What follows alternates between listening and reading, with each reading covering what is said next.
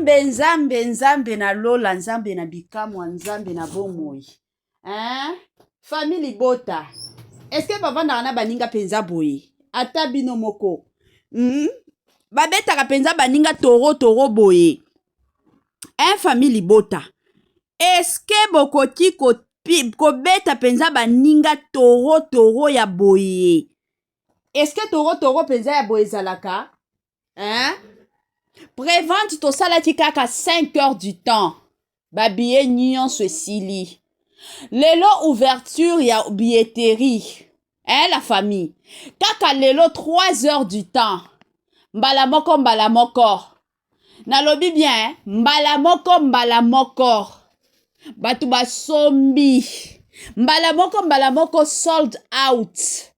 Est-ce que baba nana baninga boy? Est-ce que bon ko linga penza belle vie boye famille Libota? Nous sommes incroyables. Famille Libota, toza vraiment incroyable. Na olobango na continuera pe ko lobango. Famille Libota toza sukaina. Famille Libota. Non.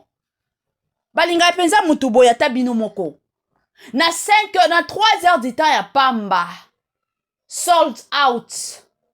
3 heures du temps, je dis bien 3 heures du temps, ya pamba sold out. Eh! Nzambe na lola, nzambe na bomoi. Oh, makambo kaka. Hein? Oh, penza ba dossier, oh, nga moko na lobaka dossier sur dossier, affaire sur affaire. Bonjour là nous. Hein? J'espère que vous allez bien. En tout cas, nga kotoyo, la famille naza bien moko. Bien que na ye ko sa l'émission, moi, kande boyebi, moi retard, nazaki na musala. La famille. Non. Naza bien moko. Façon mikolo na o lala. Hey! Zambe kande ayebi na famille Libota. Bato asika, s'il vous plaît, nanu batunyon sa mama Bellevie Poutine de l'écriture la patrona. S'il vous plaît, ceux qui kota sika et pas na biso, veuillez vous abonner aussi massivement. Tango zo sabonaka kobo sa na pete ko klikaka sur ngonga ya notification. Na bete la rabino toujours lisolo ke ngonga na biso wana malamu nango ezalaka ke à chaque fois que INSNM officiel a banotiaka ba vidéo ya sika bokozala directement informé. Eza bongo la famille. En tout cas, nayoki nzoto nga moko na lobaka penza nzoto malili. Nga moko na bangi na lobi eske balingaka penza mutu boye. Hein? Batu babando benga biso ke non famille Libota tokomona bino boza ba robot la famille. Na olobango, les robots de très bonne qualité. Il y a très bonne qualité. Bato yo penza ba yebi ko soutenir mama na bango. Bato yo penza ba yebi ko soutenir ba yebi. Nzambe. Bellevie azaya nzambe na lola. Naza na moi quelques audios na otie la bino, hein? Ya sika ya kitoko Glade Beauty ayeli bino masolo ya kitoko, masolo ya poso, masolo ya beauté, masolo ya mbetu. Tango tobeta deja lisolo ya mbetu, toyebi biso nyonso pona bolingo evanda, pona libala evanda, esengelaka toujours papa zala makasi, mama zala na baposa. Sikoyo na Glade Beauty, masolo ya kitoko ya baposa ezali. Pona bandeko mosusu oyo bazonyo kwa makasi na oyo etali makambo ya posa. Ozalaka na posa te, papa makasi nyonso ezosilaka. Benga Glade Beauty, bisika masolo ya kitoko evandi. Pona oyo etali makambo ya poso, ozana ba bouton, ozana ba tache, ozana ba tampon. En tout cas, benga Glade Beauty bandeko nanga. Kuna ba masolo ba produit ya kitoko, ba produit ya kilikili, ba produit o eza penza efficace, eza kaka na Glade Beauty. Ba formation pe ya makasi pona bandeko na biso oyo balingaka koyekola kosala na musala ya oyo etali beauté ezo salema na salon ya Glade Beauty la famille kuna na Londres. Pona bandeko na biso mosusu oyo bakolinga koyekola ozalaka na Paris plus précisément, esalamaka une fois na mois. Yo tia kaka rendez-vous na yo na numéro oyo ezolekaka na babande d'écran na bino bokozala en contact na Glade Beauty. Pona bandeko mosusu o baza mosika pona kozwa produit na biso bomi tungisa te totindaka na biso ba produit partout dans le monde ezala oyo ya kozala makasi na mbetu ezala oyo etali makambo ya poso totindaka na biso bino bokomela biso kaka na ba numero na biso kaka ndenge esengeli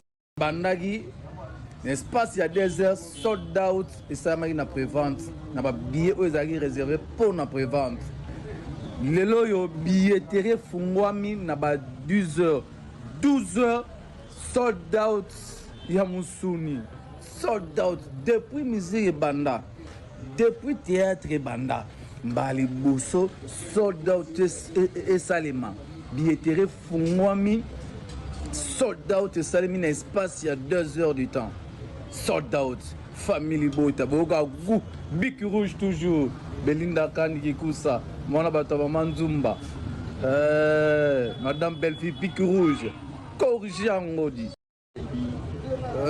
boga gu family bota meilleur fan du monde family bota bosakala ba fan bosakala ba fan prévente et bandagi l'espace il y a des heures sold out et ça m'a une prévente na ba billet aux agues réservé pour na prévente lelo yo billetterie fungwami na ba 12 heures sold out ya musuni sold out depuis musique banda depuis théâtre banda mbali boso sold out et salima billetterie fungwami sold out et salimi na espace il y a 2 heures du temps sold out family bota boga gu big rouge toujours Belinda Kani Kikusa mwana bato manzumba madame Belfi big rouge corrige ngodi on a mai et comme on entend en décembre 2026 et l'on 2027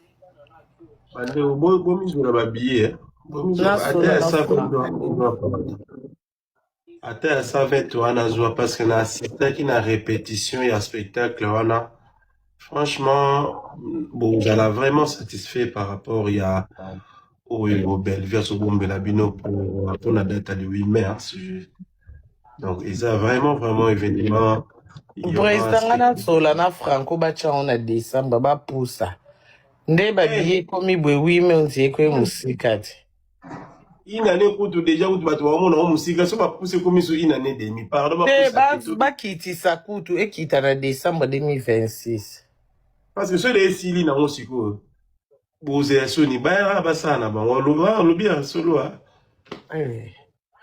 ponga mais ba date c'est belé on dirait après Paris ba date au Biman en tout cas sauf prévu on dirait après Paris il y aura encore d'autres dates où vous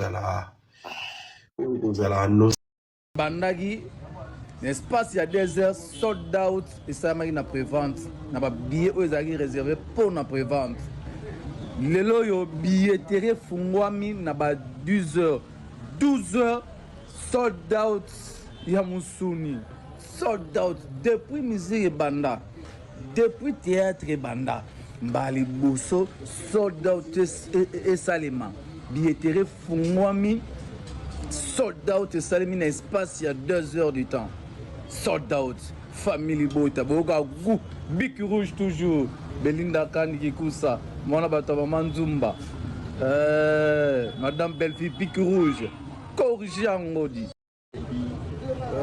boga gu family bota meilleur fan du monde family bota bosakala ba fan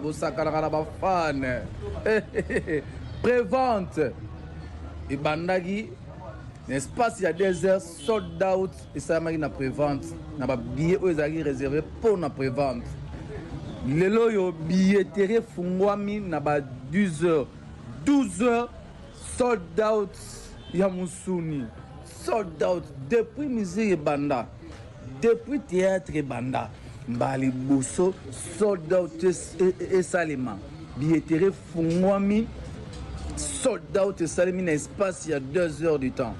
Sold out famille bota boka gu Bic Rouge toujours Belinda Kandi Kikusa mwana bato mama Nzumba Madame Belleville Bic Rouge corrigé ngodi longo na mai et comme on entend en décembre 2026 et longo 2027 Bande bomi sur la billet. Ata ya 120 wana zwa parce que na assistaki na répétition ya spectacle wana. Franchement, bon, vous allez vraiment satisfait par rapport au Belleville, au Bombela Bino pour la date du 8 mai. Hein, donc, ils ont vraiment événement. président na sola na Franco bacha on a décembre ba poussa nde ba billet komi bwe 8 mai on dit que musika ti une année kutu déjà kutu bato bamona o musika so ba pousse comme sur une année demi pardon ba kitisa kutu ekita na décembre 2026 parce que so les sili na musiko boze soni ba basana ba lobi ya solo mais ma date était belé, on dirait après Paris, ma date au Biman. En tout cas, sauf prévu, on dirait après Paris, il y aura encore d'autres dates où vous allez annoncer. Toyo kato sentir. La famille.